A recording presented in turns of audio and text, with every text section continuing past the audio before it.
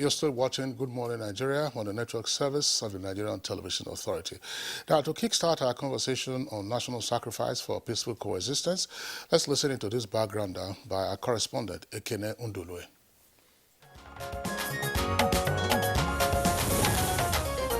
With over 250 ethnic groups belonging to several religious sects, Nigeria since independence remains a multi-ethnic state, grappling with the problem of ethnicity on the one hand and ethno-religious conflicts on the other.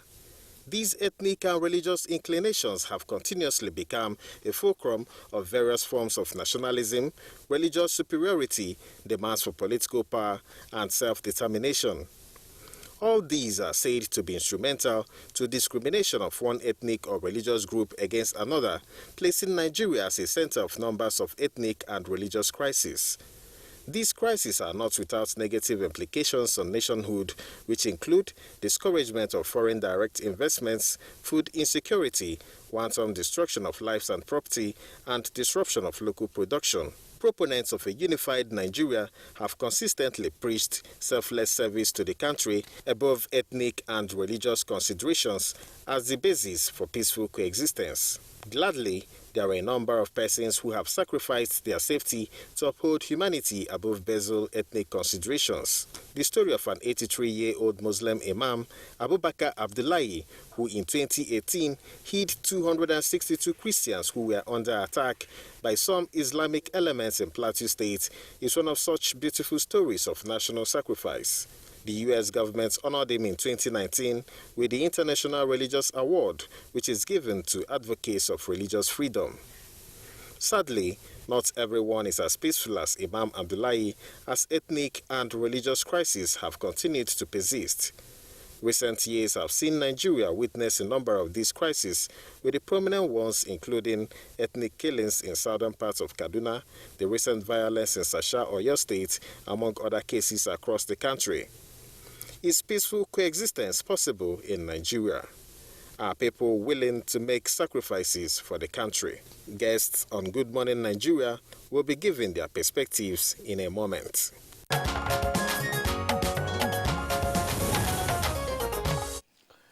Thank you, Ekene, for that background report. And now, joining us in the studio to x-ray the issue, first we have the country director of the Global Peace Foundation, Reverend Joseph Hayab. You're welcome to the program. Thank you very much, and happy Salah to all our Muslim brothers and sisters.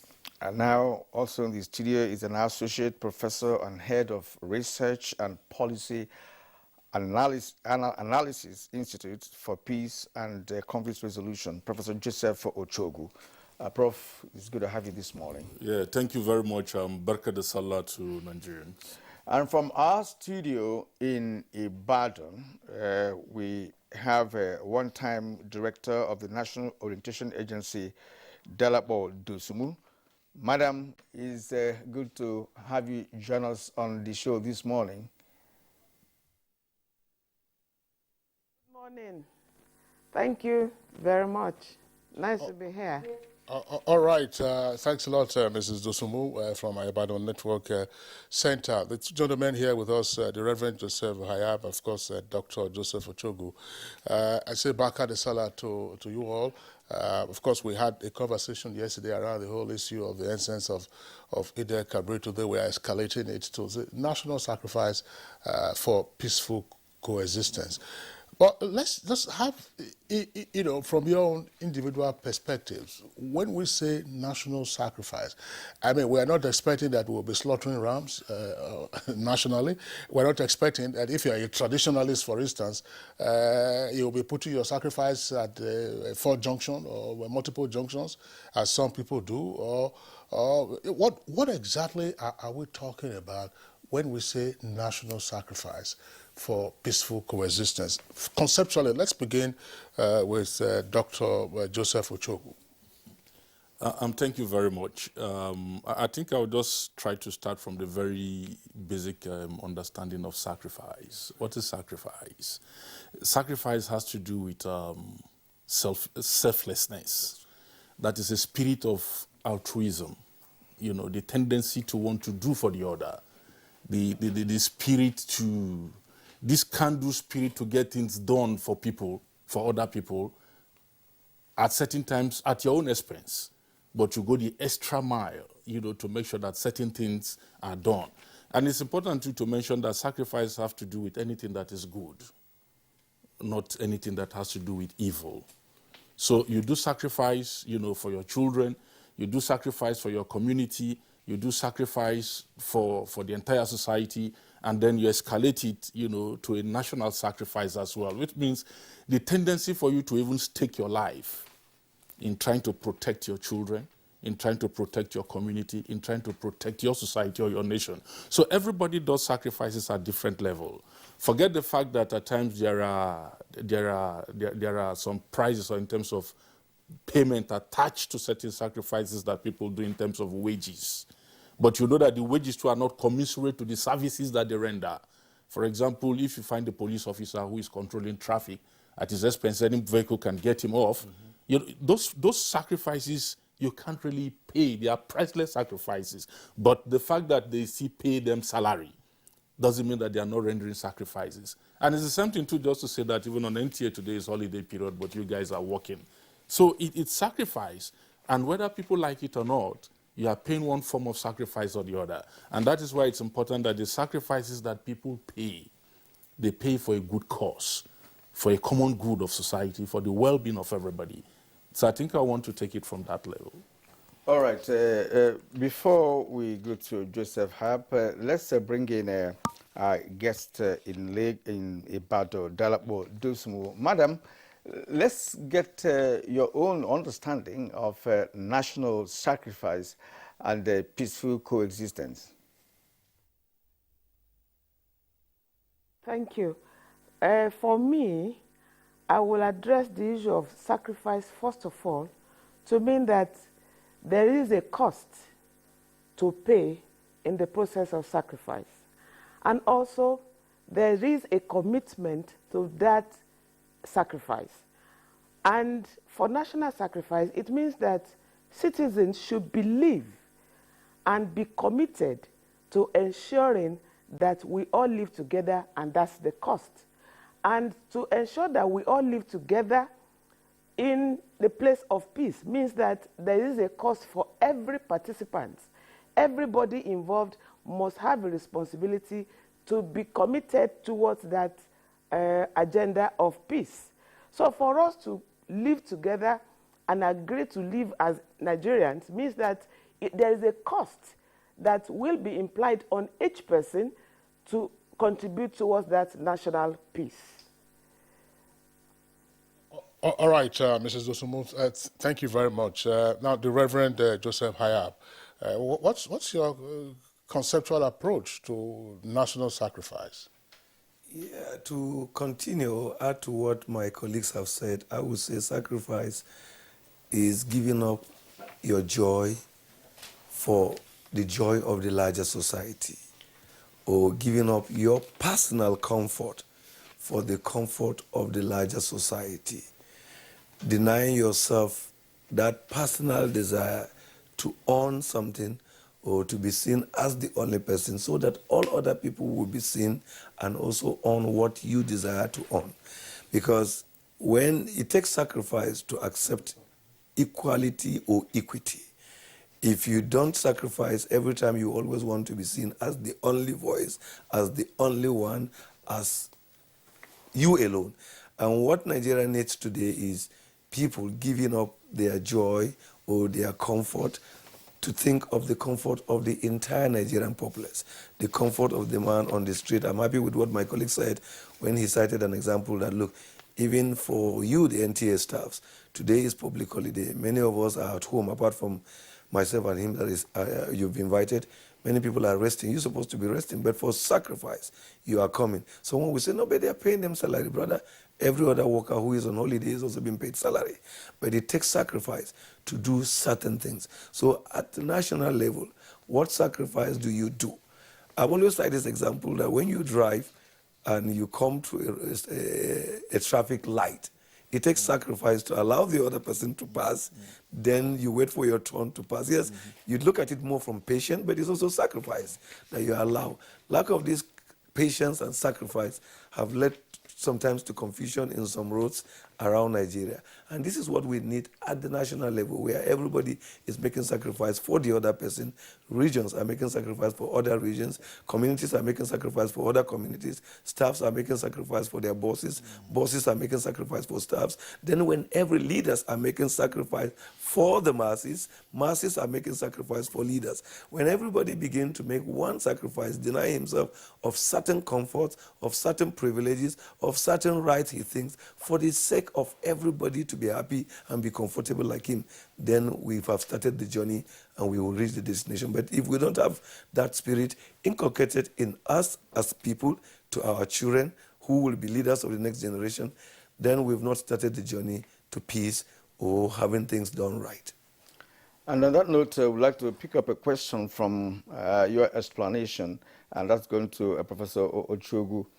Why is it that it has become so difficult, for Nigerians to sacrifice to ensure peaceful coexistence? We have had a number of national issues where Nigerians toe the line of, ethnic line or religious line and what have you. So why is peaceful coexistence so important for us as a nation with multi-ethnic and multi-religious, background? I think when I started, I said sacrifice must be done for the purpose of good. So if you are doing sacrifice for the purpose of good, there are certain indicators or indices, that are attached to the sacrifice that you do. The first one has to do with integrity, sincerity of purpose, and then the willingness to see results. You can't be making sacrifices without seeing results, and you continue to make that sacrifices. Like we say, you make a selfless sacrifice, for the common good. So if, for example, a policeman who is judiciously carrying out his duty, making enormous sacrifices in the course of his line of duties, and it's time for promotion and he doesn't get promotion, you want him to make sacrifice the next time? So that is the contradictions of what we have in our society in terms of the level of inequality, the level of discrimination, the level of the mismanagement of our diversity, that have further make people unwilling to sacrifice. Genuine, sincere people, unwilling to make sacrifice because they've seen perhaps people who have made sacrifices in time past, either in the military or in the police or in the civil service, even in private businesses and all that. And the results of their sacrifice didn't come out well. I hope you are getting the point. So that makes it a bit difficult. And I think that is the tragedy and why we need to turn around this, the result component of sacrifice in our society. And until we begin to turn that result component of it, then it becomes difficult. For example, if we have our men who are fighting bandits or who are in the northeast and some other parts of the conflict area and all that, they are making this sacrifice, this enormous sacrifice that we've tagged it as priceless sacrifice. Let's assume that they are down.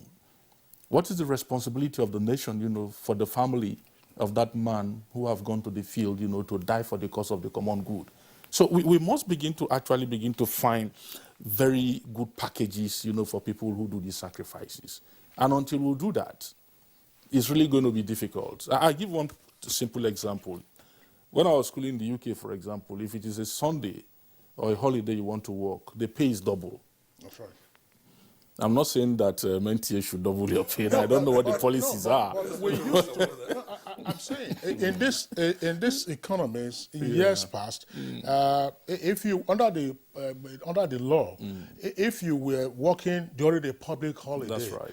Or you were doing overtime, the amount you get for those hours will not be the same as you will get for regular hours. And I'm not even sure that we still have overtime in this country these days. Nobody talks about that. But that is. I mean, I'm sorry I'm interjecting, but it's a key point that you are raising. In adverse weather conditions, for instance, you have a snowstorm, for those people who cannot go to work. Those who risk it to say, look, they are going to work. Excellent. And their pay, of course, cannot be the same as a regular pay when it is summertime. Chogo, continue, please. So I want to use this concept of what I would call the incentivization of sacrifice.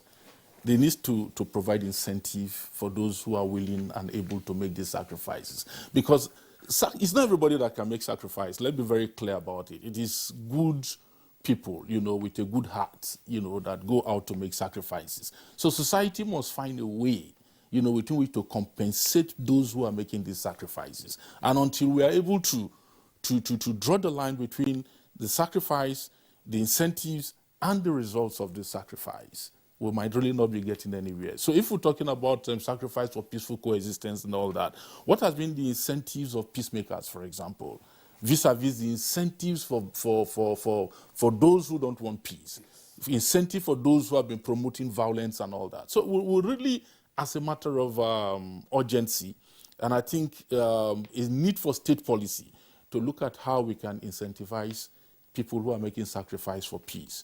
Not only people in the military, even those who are in civil and other space of national lives and all that. We must find a way to incentivize those people. If you look at the Northeast, for example, one of the cries in the Northeast has been the fact that those who are perpetrators of violence, for example, are being rewarded against even those who are victims of this violence. So we really need to find a way to begin to look at these things and begin to see how we project our society. Even during elections, for example, you discover that those who get employment at the end of the day are those that were used by politicians, in terms of perpetrating violence, doing electoral frauds and all that. They end up, once the politician gets in position, he begins to empower those same cycles of people. Meanwhile, the peaceful people too don't really have it. So we need to actually change this paradigm and practice, in our society for us to get ourselves on and get our nation on course.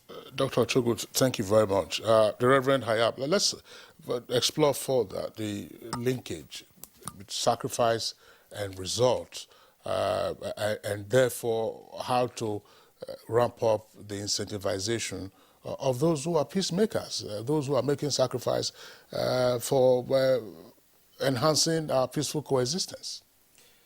If you look at our society today, you will agree with what Dr. Joseph just said, that we are rewarding those who are doing evil and then tormenting and making life difficult for those who are making sacrifice for good.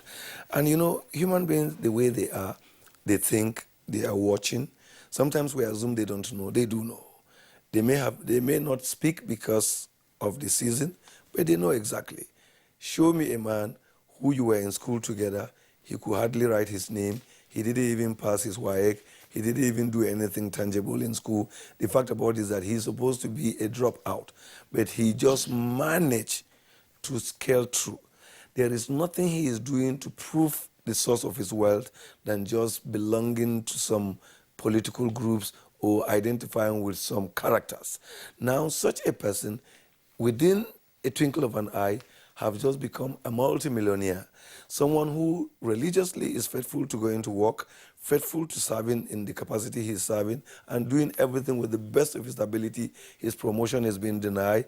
Even those rights of, let's assume, there are people who have been working in the past few years or years in Nigeria, even their leave grants have never been given to them. So when people just sit down and see someone who never did anything is now gaining, and those who are actually working are not gaining, one, you have discouraged him from being productive. You have now put in his mind, you have now deprogrammed him to now see sacrifice as waste of time, as waste of resources, because it never pays. Outside a practical example, personal example, there was a day I had an issue with the Abuja Electrical Development Company.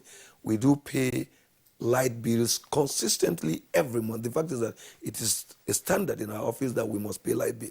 Without anything, they just came, cut off the light. What was the problem? They have nothing to show you about. I went to the office to talk to them, and I just realized there was really nothing. The first question that came into my mind is that, is it the way you pay faithfulness? Someone who consistently pay you every month. Check your records. Don't even allow me to leave here. Just open your system and check from February 2020 to today. Every month, this is the amount consistently. Is it the way you pay? Can't you even check your record before? But okay, let me just inflict pains on him, and then now he will come begging and ask for some favor. When you treat people like that, how will they be faithful? So they will now start practicing what the dubious people are doing. These are just examples of few things that one can bring. Apart from that, let's look at our young children. Our young children have sat for exams, passed exams, and have been seeking for job. The spirit to go to school and sit for exams and graduate itself is sacrifice. Someone never went to school. Someone didn't even care to study like them.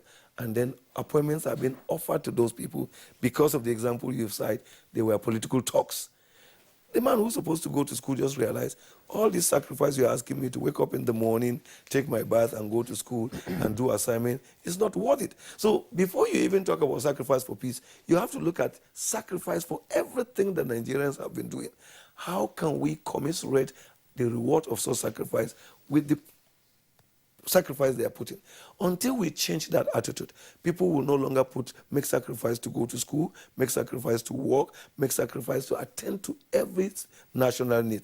But I think time has come that as Nigerians, we must learn to make sacrifice, because we have been angry, or we have been reacting angrily to the poor incentive to sacrifice, and it has not changed everything. So why don't we say, wait a minute, I'm no longer going to do sacrifice because of the incentive alone.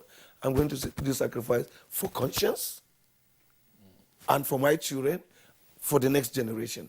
Because I quite understand that there need to be an incentive to encourage sacrifice. But if you keep judging Nigeria on the basis of that, I can assure you that in the next 10 decades, we'll still be where we are. So what we are preaching now is to say, wait a minute, there are things you have to do it, not because the other person refused to appreciate you, but because for your conscience and for the future of this country. I always have hope that despite what we see today, a time will come that we will see them no more. I'm speaking from the angle of faith, and as a practitioner, that the encouragement we give people out there in the local community is to say, yes, things may be bad, but in your local community, do your small sacrifice. Your small sacrifice may be the key to opening the new door of changing what you are seeing today. Okay, thank you. Let's return to Mrs. Edosmu in Ibadan. Madam, we are still on the correlation, between national sacrifice and peaceful coexistence. In what aspect of national life do you think that we need more sacrifice to enhance peaceful coexistence?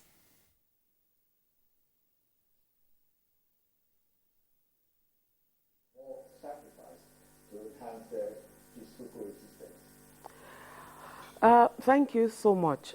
You see, I want to believe that for there to be peaceful coexistence in Nigeria, in the first instance, there has to be justice. And justice everywhere, at home, at institutions, societal, every level, there has to be justice. The moment that Nigerians suspect themselves, the moment we don't trust ourselves, the moment we feel disappointed at one time or the other, this in all culminates into a kind of reaction that we're seeing. That, okay, if I cannot get a fair deal, if I cannot get justice, then let me do it my own way. Maybe I'll be able to get what I want. So that is what we have on ground. And I think the panacea for this is for there to be a determination that let's change our value rotation.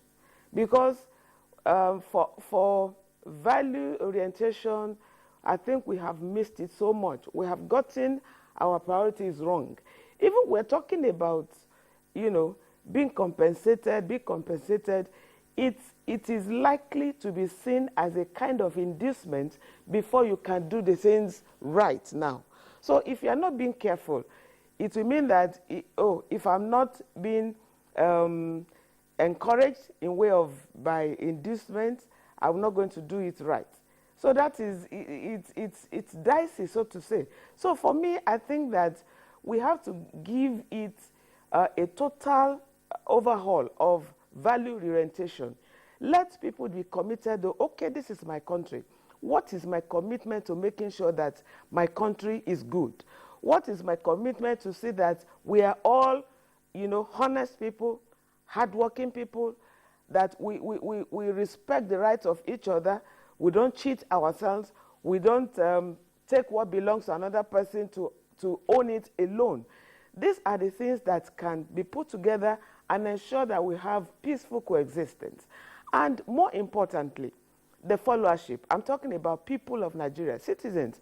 We have to trust our leaders that, okay, if I do things right, I will get my own deal. Because it's not easy for somebody to say, okay, let me be committed to doing things right, to be patriotic, to be honest, to be hardworking. And at the end of the day, the people that are now committed are getting a super share of what belongs to everybody. So if there's a letdown, if there's a disappointment, we cannot guarantee that. So if there is fairness everywhere, if there is justice everywhere, we could still see some good-minded people at the realm of followership and leadership that will be able to pilot this nation to this peaceful coexistence that we're expecting. And don't forget that we're all human beings. If there's I agree, if there's a little, pat on the back that, oh, you have done this well, even if it is ordinary recognition, not to talk of, giving a placard or something, if it's just recognizing kind words, kind environment, a pat on the back that, oh, you have done this well, it will give a kind of satisfaction. It will give a kind of encouragement. It will give a kind of hope that, okay, let's continue to do this. And at the end of the day, I will get a fair share. At the end of the day, we will ensure that we have a good society. At the end of the day, we have a good country where everybody will feel safe. Everybody will feel that, okay, I'm getting a good share. I'm being recognized as a citizen. I'm getting what belongs to me as a citizen.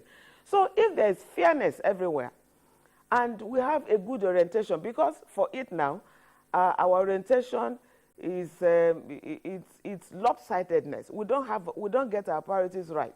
Even the fairness that we're talking about, the good life we are talking about, what are we doing with it? Are we not, some now are in the habit or culture of oppressing other Nigerians that are not so privileged with what they have. Those things are working against our peaceful coexistence, because somebody is watching from the corner of his house, looking at how somebody is displaying affluence, displaying wealth, and to sit down and imagine that this thing belongs to every one of us. There is going to be some kind of resistance to that kind of thing, and there cannot be peace in that area. There cannot be peace when we have that situation where some people feel cheated, some people feel oppressed, some people feel that, okay, maybe I'm not doing enough.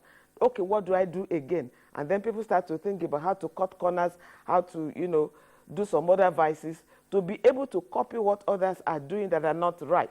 So we need to see that there's justice, there's fairness, there's a good, we have value for our norms, we have value for our, our culture, we have value of what makes a good country. The leadership must be by example. We must have mentors that will display how we can live together in peace by this commitment of, sacrifice. That's my contribution. All right. Thank you very much. But let me just throw this in. When we look at the values that we've mentioned, and which we all know as being some of the critical challenges that we face because of their absence or their shortage in supply, namely justice, fairness, equity. Now, are we getting the impression that these are like abstract values that are out there that are distant from us? Whereas we, as a people, as Nigerians, as members of society, as members of our families, are supposed to, in the first instance, imbibe those values, and let them reflect in our actions. Why is it difficult for us, therefore? I mean, Ochogo, I'm just asking, because, I mean, justice or fairness cannot be outside. If you have a family, if you don't treat your children equally from your family background, you're creating problems already for yourself. So you see, just to tag it on, Yes. when I said incentives, those are the kind of incentives we are talking about. When a man has made sufficient sacrifice, he expects justice as incentives. He expects equity as incentives. But if he makes sacrifice and then begins to suffer discrimination and injustice and some other kind of things, you want another set of the same man or his child to do that same thing? A typical example, I mean, let's be very frank. I like being very real, in my discussions. A teacher who has served the country for 35 years judiciously and retires and expects his or her pension and cannot get pension and has a son or a daughter who watches such father, such mother gone through a career line and there is no such incentives in terms of the remuneration, in terms of the pensions and gratuity and other things that is due that person. What orientation do you think that child will have concerning that kind of profession? So the point to make is that every sacrifice has an incentive. Let's go back to the sacrifice we just finished with the Eid Kabir, with the Salah celebration, which has to do with the Abrahamic sacrifice, that has to do with both the Jewish, the Arab, the Islamic tradition, and then the Christian tradition, because that is the origin for the three religion. If you look at the willingness of Abraham, for example, to sacrifice his son, immediately you see the incentives. He became friend of God. He became blessed over and beyond. So every sacrifice is an incentive. We shouldn't, we're not expecting people to be paid for sacrifice, but in the course of your sacrifice, there is an incentive there that is waiting for you. And that is why societies that have incentives for people who make sacrifice, they go the extra mile. That is why, for example, you see that snow is falling, there is heavy snow, the electricity poles are down, but the electricity worker is on the ground there, walking inside that rain. I've seen that happen in Washington before. And the person is walking. So you ask the question, why is that person walking? Why is the firefighter seeing fire and still going ahead to quench the fire? Why is the army man seeing bullets and still going on with the fight? He knows that with this sacrifice he's making for his nation, the nation will not fall his family, even if he dies in the course of this sacrifice. So incentives is very critical in making sacrifice, whether national sacrifice or any kind of sacrifice that you want to do. And we should not diverge it. So some incentives are also priceless, just like sacrifices are priceless. And that is why we are talking of issues around justice, equity, fairness, and then the provision of some basic amenities for people. We cannot take that off. If you don't do those kind of things there, and the bad people who do bad sacrifices and provide the wrong kind of incentives too for their people, they will gain ground. They gain ground. And that is why, to a very large extent, we've seen people with all forms of vices like cultism thriving in our society, drug addiction thriving in our society, because they take their own negative sacrifices and get their negative rewards or negative incentives. So we must up our ante in terms of how we deal with some of these things in our society. We must privilege those who are making sacrifices with incentives, so that those who are doing the evil and the bad things see that, no, if I follow this track here, the incentives I get is much more better than, and then we depopulate those number of people, and bring them, into the cause of the just cause. And then we can now have a much more better society. We can't pretend around it. Kina, I understand. What I'm driving at is to say, your explanation is noted, Ochogo. Why is it difficult for some of us to be agents that will provide those incentives of justice, of fairness, and equity? Why would I be in a position and I don't dispense justice? Why would I be in a position and I'm not fair? Why would I be in a position and I'm not equitable? Exactly, and that's why I want to ask you, Reverend. Nigeria is a religious country.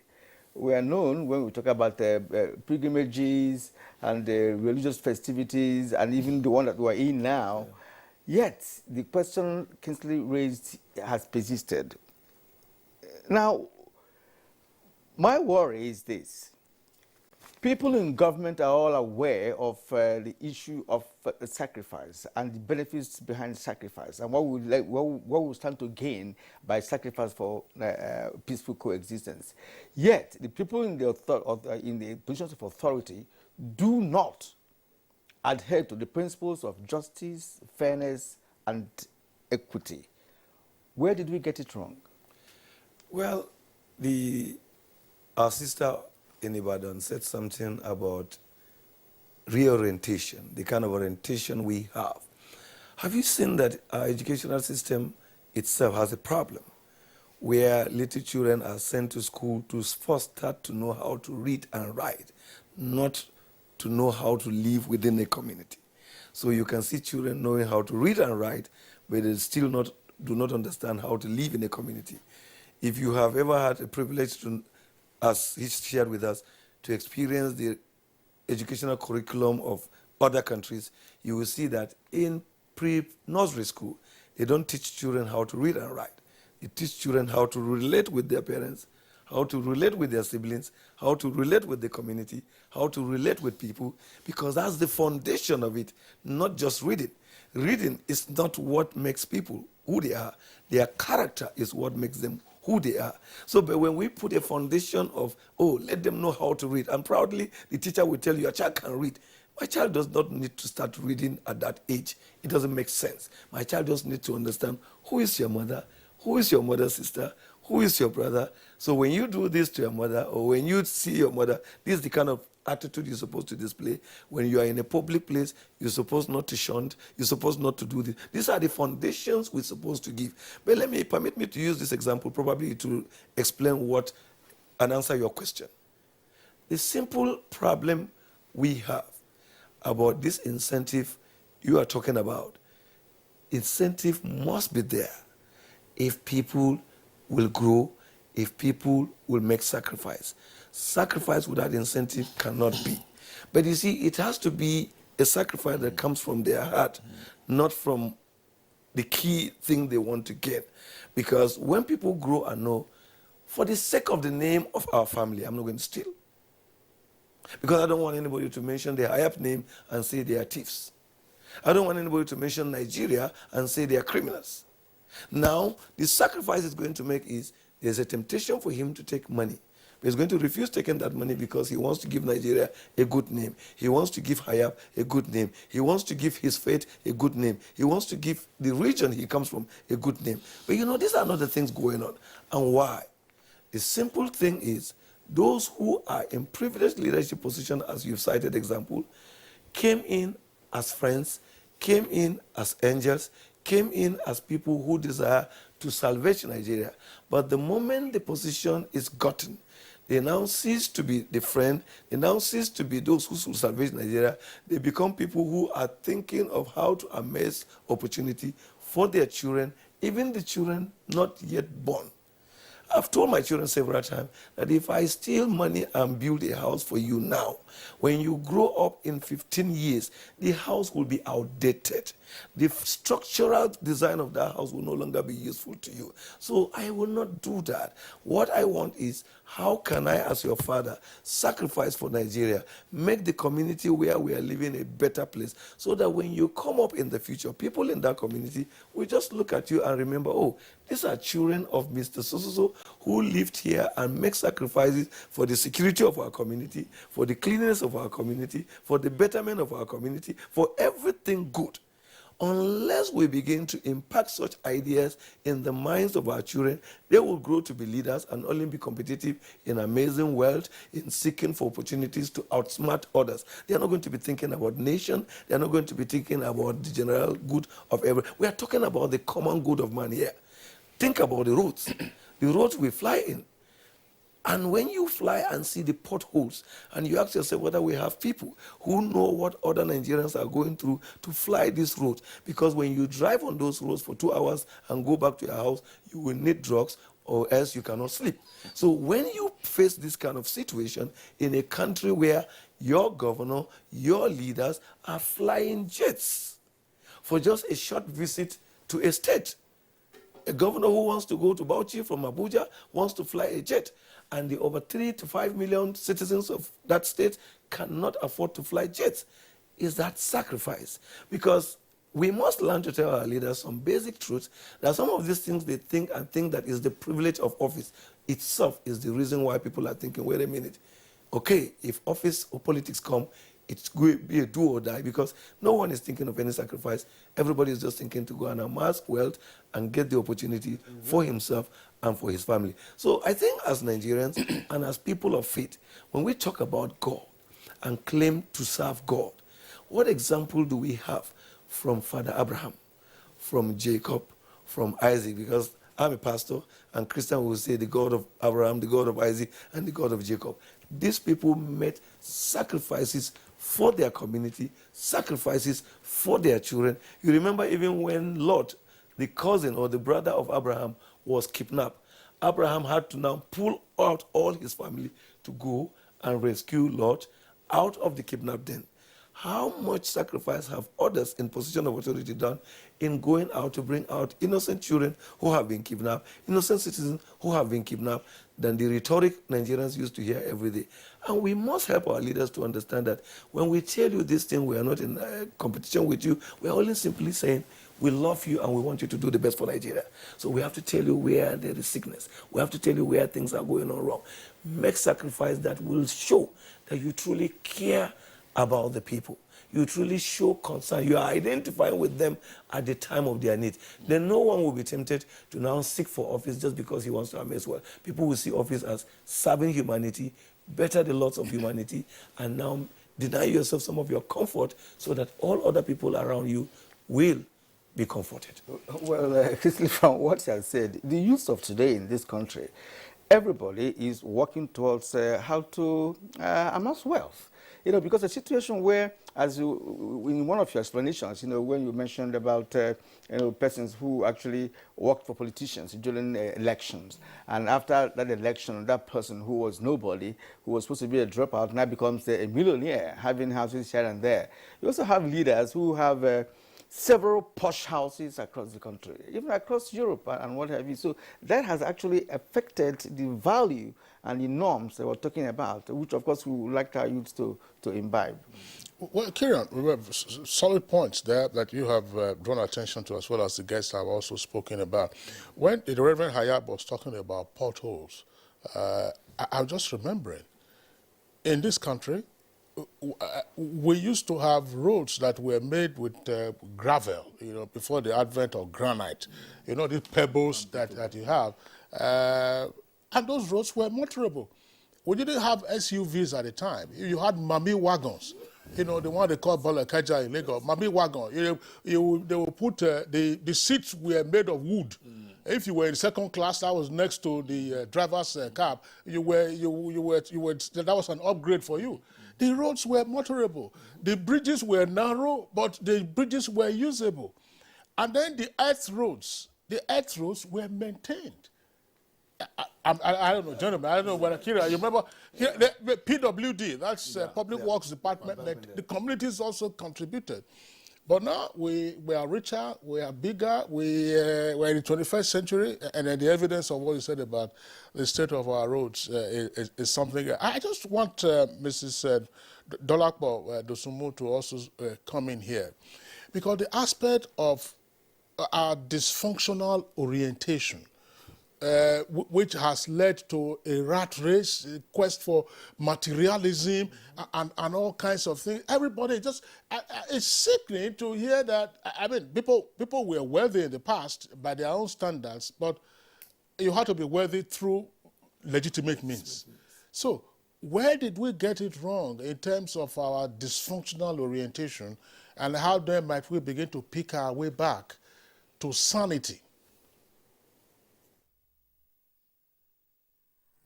Thank you. I'm so excited about that point you have raised. I have always been an advocate of a return back to the family level, because what we are seeing is a function of bad or misplaced family structure. And don't forget that each family are components of a society. And a society put together becomes a country.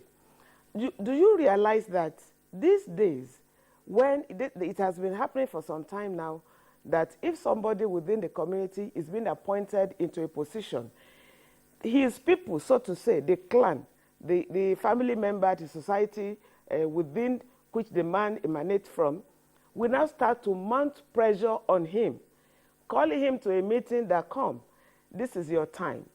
Make use of this opportunity because it comes once in a while.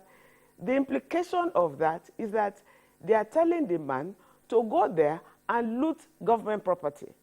They are telling the man to go there and do beyond his means.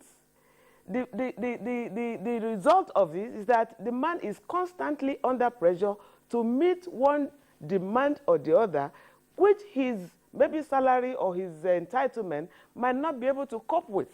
So the man will now start to look for how to make, some other extra from income from, from cheating, from bribery, from, overpricing, to be able to meet those demands. Look at what is happening to our politicians now. We know that they have their own, cases, but then how do you explain in the morning a man wakes up and find about 20 people already waiting in front of his house to make a demand for one thing or the other? All these things are, has negative effects on the productivity of such an appointee. And, from the family level, this cheating that I'm talking about, takes place. There are 3 children in the house. The first 2 is looking for how to take the right of the other 2 younger ones to add to themselves. And if this is not managed, it's always transforming into a societal thing where that trait will be so obvious in wherever they go. And the man in the house is not truthful enough to say, okay, let's share what I have. The man simply abandons his responsibility, and and this person is supposed to be a leader in the community. Without go outside the house, and if he occupies a position, the same trait he's going to, display where he's going. So my own is that we have to go back to the family level. Let parents take up this responsibility of nurturing children of the home in the way of the Lord. Teach them, these core values that we're talking about. How to have value for hard work. How to have value for honesty. How to work hard to be able to become somebody. Not what we have on ground now, where everybody is looking for shortcuts of how to get money. And I've said it, even the money that we're talking about, there is no proper use of wealth again that we see. All we see is flaunting of wealth to oppress other people that are not privileged. So the whole thing emanates from the family level, from the society level. We have to come together to agree that, yes, we have missed it. So let parents go back and do the right thing within the family. Let families go back and do the right thing within the society. Then we can have people that will come from the family, from the society, to occupy a position and do it right. If we have somebody that, in those days, when we're going to school, our parents will call us, sit us down, and say, come here. You are going out there. The statement is that, remember the son or the daughter of who you are. And that statement means so much. It means that you have to watch your conduct, you have to work hard, you have to maintain that name. If you cannot improve on it, don't destroy the reputation of the family. It means you have to always remember the dictates of your family. what do your family stand for? Those are the things that is included in that statement, that remember the son of who you are. You know, but in a situation where we are now, where the parents don't even know when the child goes to school, they don't know when they come back, they don't know what they are going to do there. A family can have somebody in university and none of the parents will go there in 3 or 4 years. How do they account for the behavior of such children or students? And when they come out, they will now start to display what they have been able to get from the school, whether bad or good. So each of us should go back to the family level to do these things right, to correct our children, to bring them up in the knowledge of the fear of God, in the knowledge of these core values that we are talking about. So when such children that are trained up in such family go out there, get to another environment, they will still be able to make some difference. And if we are lucky to have a leader that appreciates good work, that appreciates hard work, that appreciates honesty, such will be displayed as when I talk about recognition. Such characters, such conduct should be, highlighted that, oh, this person is honest. So I like it when I see that maybe somebody somewhere, displayed some honesty by returning a lost money or something, and that person is being celebrated. Is kind of preaching, is kind of, giving an orientation that this is the kind of thing that we should be having in our society. And people should stop pressurizing people in the office. Everybody is looking for free money. Where is that zeal for hard work? Everybody is looking for who will dash me money. How can a country survive on that? How can a family survive on that when the head of a household, all he does is that each morning he will wake up, put on his agbada, and go to another person's house to ask for how to live. A country cannot survive with this kind of lifestyle. So let's return back to the basics. Let's return back to how to use our hands to work. Let's return back to how to have value for the little that is being gotten honestly, and not to be celebrating, mediocres, cheats, and corrupt people, and playing them as heroes for our youth to emulate. This is my own take in this discussion, please. Thank you so much. I can feel the energy in you with which you did all that explanation. So, of course, yes, Kingsley, she has made very valid points to this conversation, because these days we even have a set of parents now who didn't even have the kind of value, that orientation that we are talking about. Then how can they now imbibe it on their own children? Precisely. That's a good point. In terms of politicians, they make some promises while campaigning for elected positions, and when they now get there, people will now come and queue up. That's what we get. And again, maybe that is why even at the National Assembly we have now what is called the constituency projects, perhaps to accommodate that extra spending that they have to do. Yeah. All right. The point, because I'm not sure we'll have enough time to return to that, so we know we're going on a short break now. Yes, Mrs. Dosunmu says, in terms of fixing our dysfunctional orientation, start from the family base. Get the right values inculcated into your children. But part of the challenge that we face today is failed parenting. A number of the ills we are talking about have been perpetrated by parents exactly, who will claim that they are, I'm doing this for my children. We'll take a short break now. When we return, we'll continue with the conversation.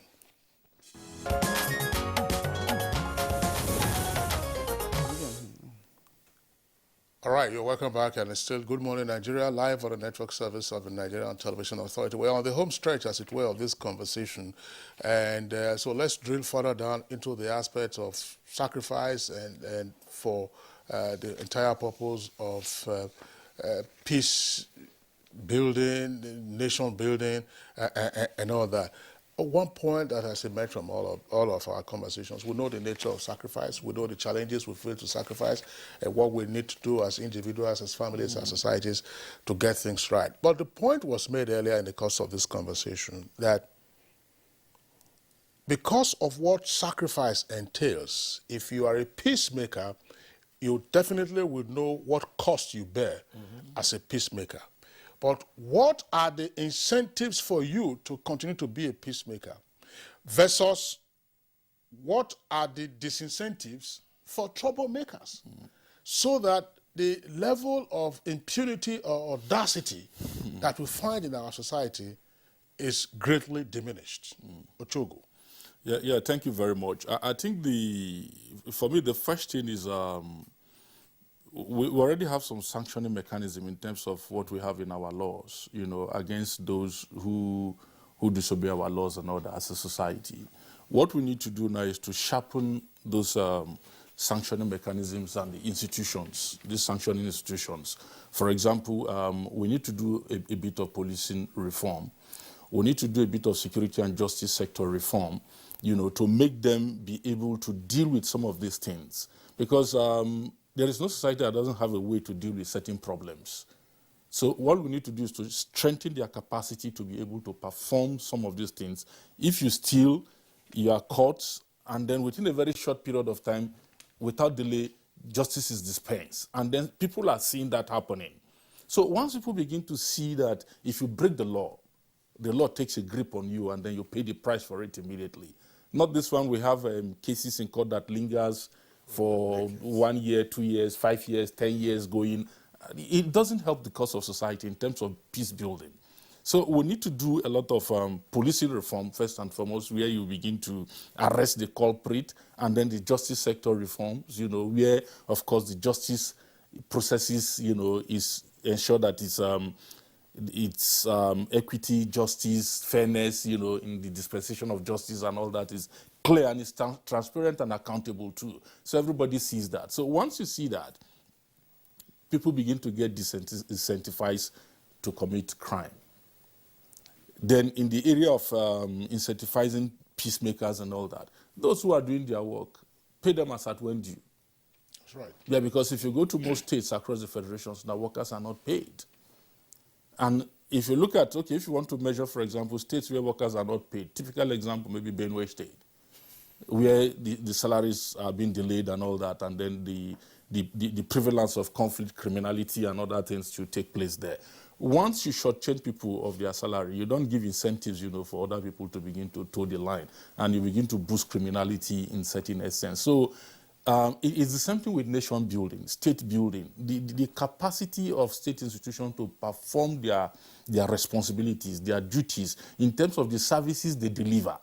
If it is good road, if it is good healthcare, if it is good education and all that, those are the systems that we need to strengthen in our society to make sure that they perform their responsibility in terms of the service delivery that they give to citizens. Citizens must see that coming out. All those things are aspects of peace building.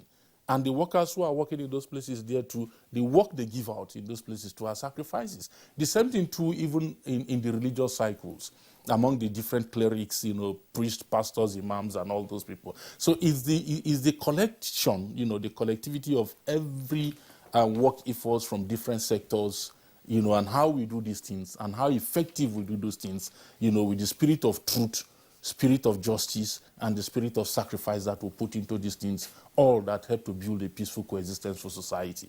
And those who don't want to toe those lines there, society too must find a way to punish them, to ensure that, and that is why we have the military. To be able to, those who come with superior force, the military goes with more superior force to subdue them and bring them under the subject of the law. If it's a minor crime, the police bring them under the subject of the law. So we must find a way to make all these our institutions very effective in terms of how they deliver on their respective services and all that. The same thing with hospitals, the same thing with education, and the same thing with works, the same thing with housing, the same thing with everything that we need to talk about to make our society a much more peaceful and a better place to live. And it is these institutions that we cannot relegate. We must empower them to do what they have to do and then hold them accountable. Yes, those institutions have been in existence, yet we still have some lapses in terms of implementation of their responsibilities to ensure that the society gets better. Let me ask you this, Reverend Oyahab. We cannot talk about peaceful coexistence in a nation where there are communal clashes, there are ethnicity in all that matters in this country with respect to issues or national issues, people to ethnic lines, religious lines, and all that. And as we speak, there are areas in this country where different communities have been fighting for over 3 decades. And as Professor Ochoa said, that we have law enforcement agencies, and they have not been able to settle this matter. And that is where even I would have brought in the issue of conflict resolution, of course, which is where you're coming from. So how would Nigerians be reorientated to begin to appreciate each other, understand the different cultures and ethnic backgrounds that we have, to say, look, you are from the northern part of the country, I am from the southern part of the country, but we have a reason to coexist. Why has it been so difficult? You see, the world is a world of information. And the information people receive today is mostly an information that glorify evil and crime. When people receive information that glorify evil and crime, the tendency is there for them to think, if you want to be famous, if you want to be known, then do evil, commit a crime, and you will be known. We must deliberately begin to de-emphasize those evil and criminals, and then emphasize the good people. I have a different school of thought about the number of those who are doing evil. Honestly speaking, if you check, you will see that those evildoers are in the minority. Those doing good are in the majority. But the story out there for public consumption is the activities of the minority. Well, the things the majority are doing is less publicized. People don't even hear about it. Okay, when you started the introductory story, you told us a story about a man in Jos who saved people. Just one story. There are millions of Nigeria who have been saving people. Can we repeat these stories so that children will be hearing good things happening in Jos, good things happening in Bauchi, good things happening in Taraba, good things happening in Kaduna, good things happening in Katsina, good things happening in Enugu, good things happening in Port Harcourt, and then realize that, oh, there are good people. How can I align with those good people? But what our children knows today is bad things happening here, bad things happening here. So the tendency is, oh, that's why they are popular. So let me join the bad people. Probably it is another way that we can make those who think that they are doing evil less famous and less important. When we make doing evil and doing crime less important, we will attract the good ones and they will come out and overshadow the entire community. Because they are there. They are doing it. The fact that on every day when you walk on the street of Nigeria, you go to Nigerian hospitals, you will find those good people. But because nothing is said about their good, only the few things that are the bad ones they are hearing. So if you want to be popular, do a bad thing. But that's one. The second aspect of it comes to this issue of incentive and others. The reality of life is everybody wants to be celebrated. Everybody wants to be appreciated. Everybody wants to feel that little thing I did is being acceptable.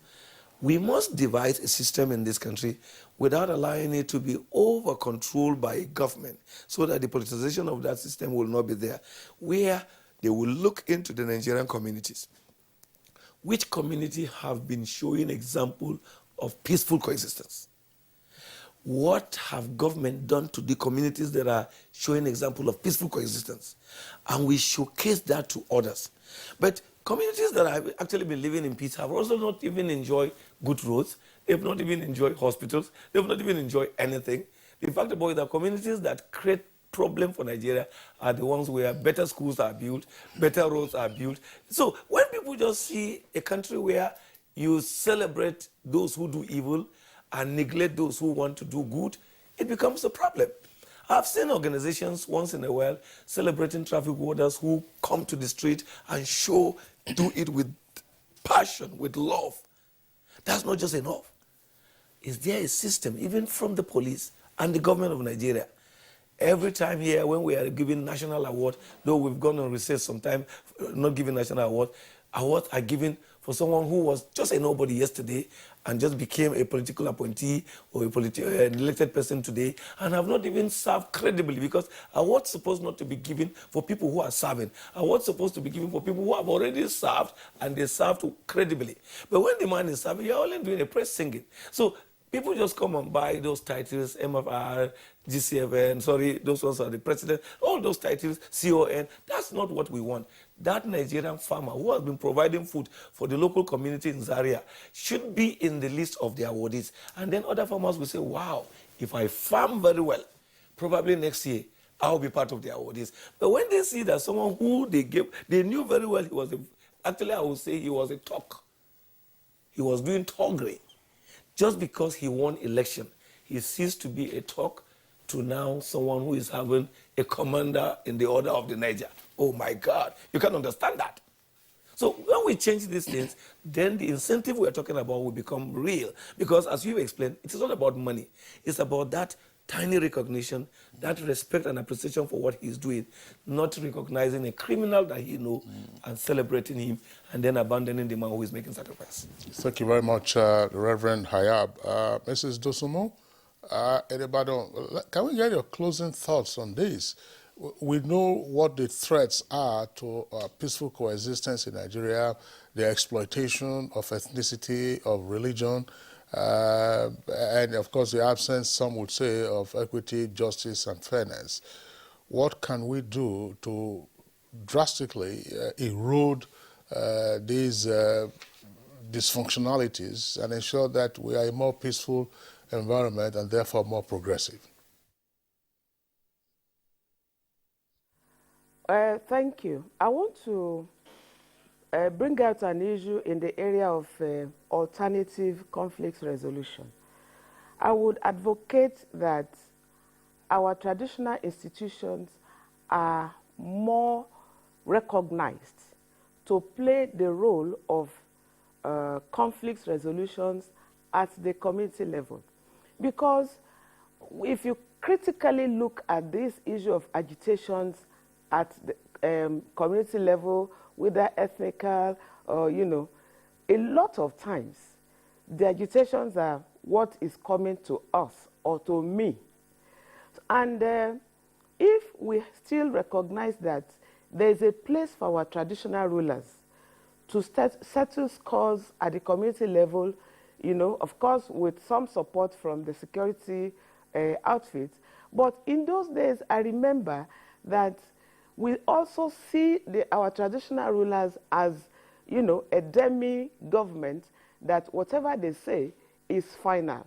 Whatever they conclude upon on a particular matter, there's nobody that can question it. So if we still recognize and give them that authority or subject our community to their authority, that when they pass a pronouncement upon a situation that is final, and they are in the situation, they are in the position to settle community conflicts, family conflicts that can escalate into crisis.